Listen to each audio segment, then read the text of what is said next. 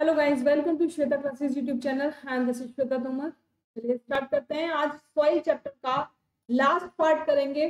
अब तक के पार्ट कैसे लगे सभी लोग एक बार कमेंट करके बताएंगे, और अगर नहीं देखे हैं तो प्लेलिस्ट में जाकर आप सॉइल चैप्टर 9 है ना, उसको चेक करेंगे क्लास 7 का, और फिर मुझे कमेंट करके बताएंगे कि सेशन आपको कैसे लगे। ठीक है, चलो आज लास्ट पार्ट करते हैं और आज इस चैप्टर को हम फिनिश करेंगे। तो क्या पढ़ने वाले हैं आज? हम पढ़ने वाले हैं सॉइल एंड क्रॉप्स के बारे में। सॉइल का क्रॉप से क्या रिलेशन है, या क्रॉप का सॉइल से क्या रिलेशन है। क्या आप कभी इमेजिन कर सकते हो विदाउट सॉइल क्रॉप? है ना, कभी नहीं कर सकते ना। ठीक है, नहीं हो सकता ऐसा? हो सकता है क्या? जल्दी से बताओ, क्या ऐसा हो सकता है? नहीं हो सकता। हम बिना सॉइल के क्रॉप को नहीं ग्रो कर सकते। ठीक है, तो देखो आज क्या रीड करने वाले हैं। Different types of soil are found in different parts of India. हमारी इंडिया में, बाकी जगह का तो हमें नहीं पता इतना, लेकिन अगर हम अपनी इंडिया की बात करें तो हमारी इस इंडिया में ही अलग अलग स्टेट्स में अलग अलग प्लेस पर डिफरेंट डिफरेंट टाइप की सॉइल मिलती है। सबको पता है ना, कहीं पर ब्लैक सॉइल मिलती है, कहीं एलुवियल सॉइल मिलती है, कहीं पर रेड सॉइल मिलती है ना, मिलती है ना। और जैसी सॉइल जहां पर मिलती है उसी के अकॉर्डिंग वहां पर क्या क्रॉप भी उगाई जाती है। ठीक है, in some parts there is clay soil. कहीं पर क्या मिलती है? क्लेई सॉइल यानी चिकनी मिट्टी। In some parts there is loamy soil, while in some other parts are there is sandy soil. तो हर जगह अगर कोई रिवर के पास का एरिया होगा, कोई माउंटेन एरिया होगा, तो वहां पर आपको सैंडी सॉइल मिलेगी। कोई ज्यादा पानी वाला एरिया होगा या दलदली वाला एरिया होगा, वहां क्लेई मिट्टी सॉइल मिलेगी, है ना। Soil is affected by wind. Soil किससे अफेक्ट होती है? विंड से, रेनफॉल से, टेम्परेचर से, लाइट से और ह्यूमिडिटी से। अब आप देखो कि सॉइल जो इफेक्ट करती है, यानी सॉइल के जो इफेक्ट्स हैं वो इन सब चीजों की वजह से हैं। हमारे एटमॉस्फेयर में हमारे चारों तरफ जितनी सारी चीजें होती हैं जो हमें अफेक्ट करती हैं, they are also affected the soil. ये सॉइल को भी इफेक्ट करती हैं। ठीक है, these are some important climate factors which affect the soil profile and bring changes in the soil structure। यानी कुछ ऐसे क्लाइमेट फैक्टर्स भी हैं जो आपकी सॉइल प्रोफाइल को ही चेंज कर देते हैं। हर सॉइल में सब कुछ नहीं उगा सकते हम, है ना। The climate factors as well as the component of soil determine the various types of vegetation and crops that might grow in any region। यानी जो क्लाइमेट फैक्टर है उसके साथ साथ जो कंपोनेंट्स हैं सॉइल, यानी सॉइल में कहाँ पर क्या मिलता है, कहीं पर मैग्नीशियम ज्यादा है, कहीं पर सोडियम ज्यादा है, कहीं पर सॉल्ट ज्यादा है ना। तो उसके हिसाब से ये वेजिटेशन को और क्रॉप्स को भी बहुत ज्यादा वेरी करते हैं। यानी कैसी वेजिटेशन वहां की होगी, कैसी क्रॉप वहां की होगी, ये किसके ऊपर डिपेंड करता है? ये component of soil, climate of factor के ऊपर डिपेंड करता है। ठीक है, clay and loamy soils are both suitable for growing cereals like wheat and gram। यानी जो क्लेई सॉइल है और जो लोमी सॉइल है उसमें हम सबसे ज्यादा क्या उगा सकते हैं? व्हीट यानी गेहूं, ग्राम यानी चना। ठीक है, such soils are good at retaining water. ये जो सॉइल है ये वाटर रिटेनिंग होती है ना। ये जो सॉइल है, ग्राम है, व्हीट है, ये सब कैसी सॉइल है? ये वाटर रिटेनिंग सॉइल है। For paddy, soils rich in clay and organic matter and having good capacity to retain water are ideal. यानी पैडी पैडी क्रॉप्स के लिए, जो छोटी छोटी क्रॉप्स होती हैं उनके लिए क्या जरूरी होता है सॉइल में? सॉइल क्लेई होनी चाहिए, ऑर्गेनिक मैटर उसमें होने चाहिए, और good capacity to retain water होनी चाहिए। ठीक है, समझ में आ रहा है ना कि कैसी कैसी सॉइल किस किस के लिए क्या जरूरी है? फॉर लैंटल्स यानी मसूर, मसूर की दाल के लिए, and other pulses, loamy soils which drain water easily are required. मसूर की दाल के लिए या किसी भी तरह की दाल के लिए, पल्सेस यानी दाल, दालों के लिए कौन सी सॉइल चाहिए? लोमी सॉइल चाहिए। क्यों चाहिए? क्योंकि यहाँ से वाटर बहुत इजीली ड्रेन हो जाता है। ठीक है, जिस जिस सॉइल में से वाटर इजीली ड्रेन हो जाए वो सॉइल किसके लिए बेनिफिशियल है? वो सॉइल हर तरह की पल्सेस के लिए बेनिफिशियल। ठीक है, फॉर कॉटन, सैंडी लोम और लोम, which drain water easily and can hold plenty of air are more suitable। अब देखो यहाँ क्या दिया हुआ है कि कॉटन के लिए कैसी सॉइल चाहिए, कॉटन के लिए सैंडी लोम या लोम सॉइल, ठीक है, यानी ऐसी सॉइल चाहिए कॉटन के लिए जो ज्यादा वाटर एब्जॉर्ब ना करती हो, पानी उसके अंदर से इजीली निकल जाए, ड्रेन हो जाए वाटर इजीली, और एयर उसके अंदर बहुत सारी, जो एटमॉस्फेयर की एयर है वो बहुत सारी एयर सॉइल में आ जाए। तो ऐसी सॉइल चाहिए होती है किसके लिए, कॉटन के लिए, ठीक है। और ऐसी सॉइल कौन सी सॉइल होती है, सैंडी सॉइल होती है, जिसमें वाटर ड्रेनिंग कैपेसिटी बहुत होती है और एयर एब्जॉर्बिंग कैपेसिटी भी बहुत होती है, ठीक है। Crops such as wheat are grown in the fine clay soil because they are rich in humus and are very fertile। जो वीट है, वीट यानी गेहूं है, वो कैसी सॉइल में ज्यादा उगते हैं, वो क्लेई सॉइल में ज्यादा उगते हैं। क्यों होते हैं, क्योंकि ये जो क्लेई सॉइल है वो आपकी रिच इन ह्यूमस होती है और बहुत फर्टाइल होती है। फर्टाइल तो वो होगी जब बहुत सारा ह्यूमस उसमें होगा, ठीक है, समझ में आया। चले आगे, चलिए। John, Rashida and Radha went to Leeladhar Dada and Santosh Malviya of Suhagpur इन मध्य प्रदेश। यानी आपके चैप्टर में ये कुछ नाम दिए गए हैं, ये लोग इकट्ठा होकर कहाँ जाते हैं, सुहागपुर जाते हैं मध्य प्रदेश में। लीलाधर दादा was preparing the soil to make items like सुराही, मटकी, कला एक्सेट्रा। यानी लीलाधर के जो दादाजी थे वो क्या कर रहे थे, वो सुराही बनाने के लिए, मटकी बनाने के लिए, कला यानी अर्थन फ्राइंग पैन बनाने के लिए मिट्टी इकट्ठी कर रहे थे या मिट्टी को प्रिपेयर कर रहे थे। The following is the conservation they are had with Liladhar दादास। यानी वो अपने दादाजी के साथ क्या कन्वर्सेशन करते हैं, उस कन्वर्सेशन को हम एक बार देख लेते हैं।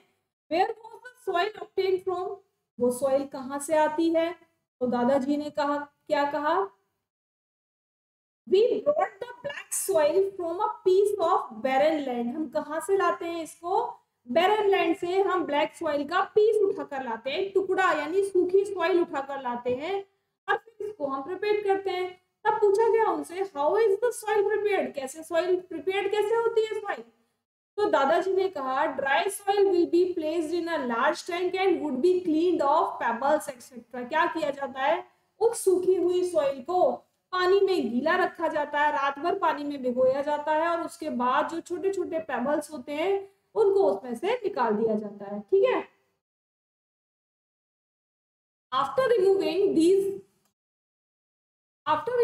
these things the soil will be soaked for 8 hours।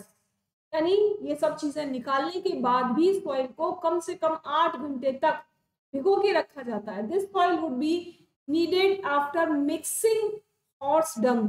अब इसमें क्या मिलाया जाता है, इसमें हॉर्स डंग मिलाई जाती है। The needed soil would be placed on the wheel and given appropriate shape. अब इस नीडेड यानी जैसे आटा गूंथते हैं ना, वैसे ही सॉइल को गूंथ लिया जाता है ना, और उसके बाद इसको उस चरखे पर रखा जाता है, उस व्हील पर रखा जाता है जहां पर इसको एप्रोप्रिएट शेप देनी होती है। The final shape is given with hand.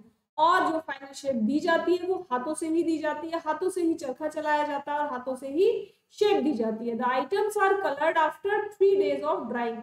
और जो आपके आइटम है यानी जो पॉट है, अर्थन पॉट है, जो फ्राइंग पैन है मिट्टी का, या जो बता दिया ऊपर क्या था, मटकी था, सुराही था, इनको कलर किया जाता है जब ये सूख जाते हैं। All the items are baked at high temperature after drying in the air.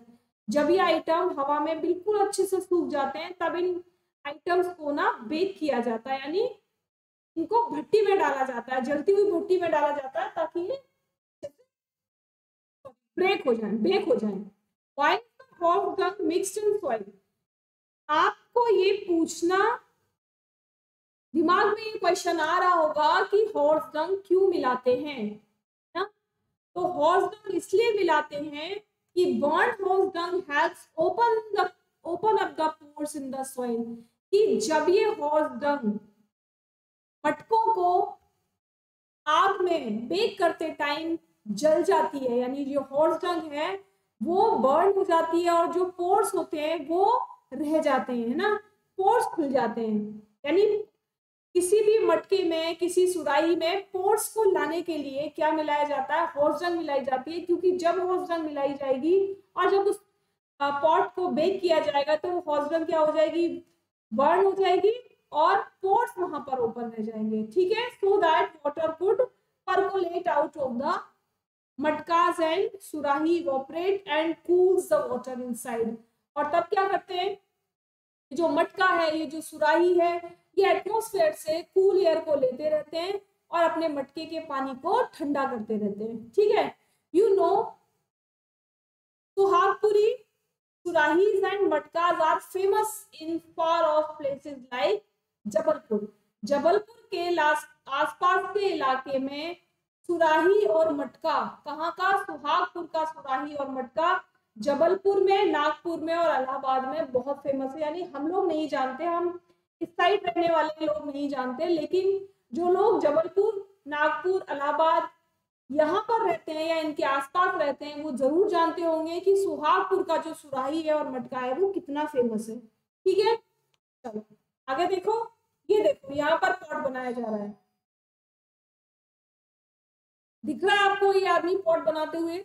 मिट्टी को कैसे रखा जाता है, मिट्टी को पहले कलेक्ट कर लिया, उसके बाद उसको व्हील पे रखा, व्हील पर रखने के बाद चक्के को घुमाया, घुमाने के बाद पॉट को शेप दी जा रही है, ठीक है, समझ में आ रहा है, अच्छा लग रहा है ना देखने में। चलो अब आता है सॉइल इरोजन। सॉइल इरोजन का मतलब होता है सॉइल का अपनी प्लेस से हट जाना या रिमूव हो जाना। The removal of land surface by water, wind और ice is known as erosion. यानी किसी भी तरीके से by water, by land, soil का अपनी प्लेस से हट जाना ही क्या होता है, क्या होता है, इरोजन होता है, soil erosion. Plant roots firmly bind the soil.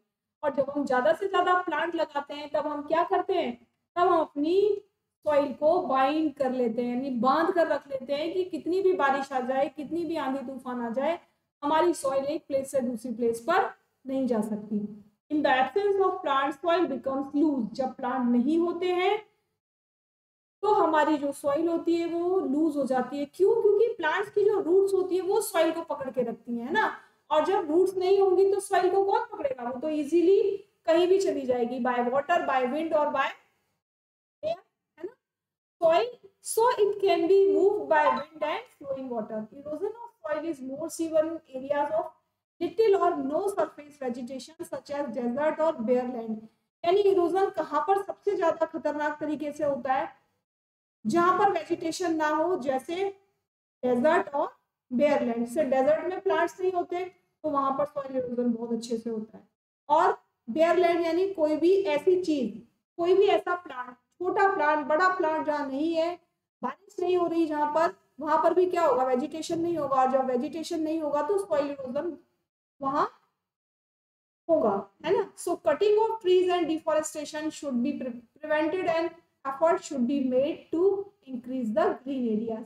और इसीलिए बोला जाता है कि पेड़ मत काटो, डिफॉरेस्टेशन मत करो। हमको क्या करना चाहिए, हमको एफॉरेस्टेशन करना चाहिए, यानी ज्यादा से ज्यादा प्लांट अपने घर के आसपास लगाओ, जंगलों के प्लांट्स को मत काटो, अपने आसपास के एरिया को क्या बनाओ, ग्रीन एरिया बनाओ, ग्रीन एरिया बनाओ, क्लीन एरिया बनाओ, तभी क्या होगा, तभी हमारी ये जो सॉइल इरोजन है इसको हम रोक पाएंगे, है ना, और अपने एटमॉस्फेयर को हम क्लीन कर पाएंगे।